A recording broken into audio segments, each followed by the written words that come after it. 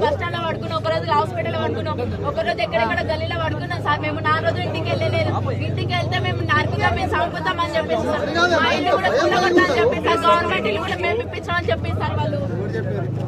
పొద్దున్నే మాట్లాడింది నేను ఈ రోజు 100% ఎస్ఐలు పెడతా. వాళ్ళకి అన్ని రకాల ప్రొటెక్షన్ ఇస్తాం సార్, అన్ని రకాలుగా ప్రొటెక్షన్ ఇస్తాం. కేసు కూడా ఇప్పుడు మీరు చెప్తున్నారు కదా, మాకు నమ్మకం లేదు సార్.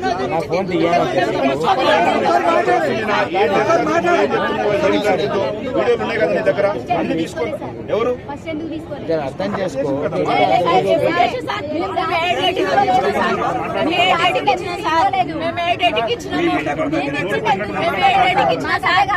ఎన్ని రోజులు అవుతుంది సార్ మీకు ఇచ్చి?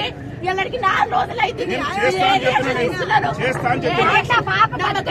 ఏమైంది సార్ మీకు? నా బిడ్డ ఇప్పుడు వచ్చారు అంటే వాళ్ళు రెడ్డిలు ఫోన్ చేసి వచ్చారు. చుట్టూ తిరుగుతాం మేము అంతే. పైసలు అందుకోసమే ఇప్పుడు వచ్చారు. నా బిడ్డ తిరిగినా మేము పోలీస్ స్టేషన్ వెంబడి